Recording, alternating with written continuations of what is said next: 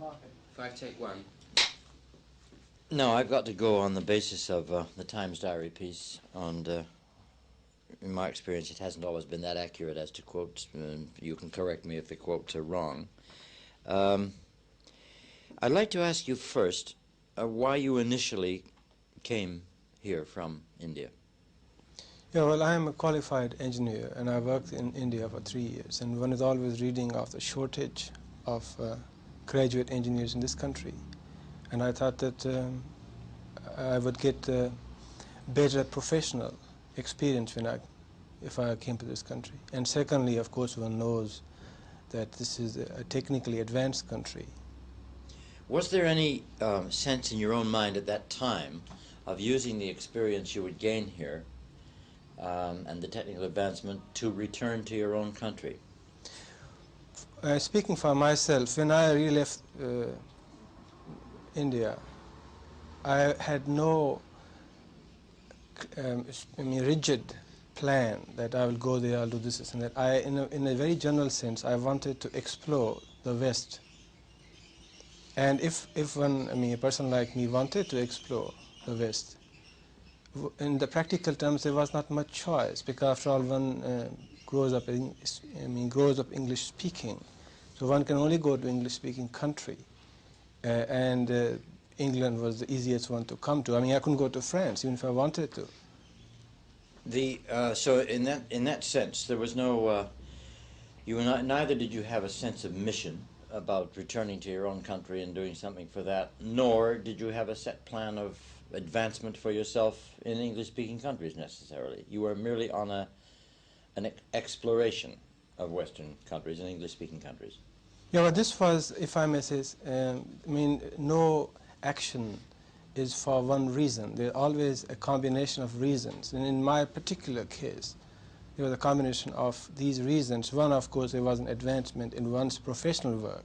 And two, there was this quest which every young person, irrespective of where he is born, I mean, all these Americans tramping around Europe, they have the same quest. They want to see something different. Yeah. And this was a part of my personality or reasons that I came to this country. Now, it says here that from engineering, you switched to management in the States. What took you to the States, and how did you get into management? Well, when I came to this country, of course, you come as a graduate engineer and so on. That doesn't mean a damn in this country. I mean, I applied for 30 different jobs in this country, and I got only one interview. And I was always applying for jobs for which I was overqualified. And then you soon find out, you see, there are two standards, and the whole idea that you learn reading these newspapers, the Daily Telegraph, for example, which I used to read in Bombay at the British Information Service and so on. I mean, you look at these, thousands and hundreds of jobs, but when you come here, you find out it is a different thing, you see. So you necessarily are downgraded, and so you have to end up taking up a job which is less than what you deserve. But after all, you have to live, you have to be realistic, and you have some sense of self-dignity. And so you take a job. So I took a job. I was a draftsman. I mean, for this job, as I say, I was overqualified, but this is the only one I could get. And it wasn't in London. I went and lived in a small place in Northeast, near Middlesbrough. I worked there for 3 years. During this period, of course, I acquired more British qualifications, because all my qualifications, which were in the universities, which were established by the great British, were no use. They were just pieces of paper to which they wouldn't even look at. Okay, so you go around and you pick up what they call British qualifications, and I got the graduate membership of British Institute of Management. And that means you have to take about 17 exams and so on, and I cleared it. So what? You apply, doesn't mean a damn. So how did you get to the States? Well, then I saw that there is no particular future, and so I thought I'll give a try and go to America. I would have wanted to go to America even directly from India, but you couldn't go because, again, America follows the policy in its immigration, which is racist. All Asians are barred out a long time ago. And so I applied, and since I had a graduate degree, which American universities mostly accept, I applied to various universities, and I got an admission to a university in what is industrial engineering, which is a combination of engineering and management. That's how I went to America, and at my master's degree. I went there on my own. That is, I saved money in this country the hard way. And to save money in this country to pay for education in America, well, so it was a hard task. But Once you had got your degree there, was there a problem getting a work permit there? Yes and no. There again, of course, there are quite a few foreign students and so on and so forth. But I mean, if you take the compared to American student or European student, and you take an Asian or African student, of course, the Afro-Asian student with the same qualifications, he has a lot more trouble. However, I mean, in my case, because I had a lot of experience and so on and so forth, I did get a job once. During summer vacation, and I worked for a corporation. And when I finished my master's, they took me on again, and because they gave me the job. So as the American immigration laws at that time stood, that if you had finished your graduate or postgraduate degree, then you could work for 18 months in the capacity of practical training, and they would give you permission 6 months at a time. And in my case, my corporation with which I worked during summer, they were very pleased with me. In fact, they wanted me to come back, and I went back there.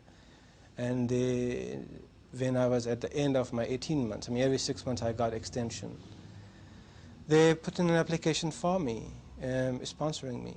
In fact, I was the second such case in their whole history that they had done this. Now then, you were married in the States, in Washington? Yeah, Washington, D.C. And your wife is white? Yeah. Now, what decided you to come back here? Yeah, the reasons are, of course, there's always development in each person's personality, things, and one becomes at any given time a combination of various experiences, and there's this metamorphic change going on all the time. Of course, I live in America. I always wanted to go to America. Which person doesn't want to? And then you go there, of course, there's a lot that you learn, and somehow you also feel a sense of corruption, not in the bad sense of the word, the way you turn materialistic, and then you become too conscious of the cars and the color TVs and so on. And if you are, if you have something in you, then you sort of realize, what is this all about? What is this? So you say maybe the best thing is to get out of this environment, which you see nicely coming upon you. You can feel it if you are this kind of sensitive, intelligent person.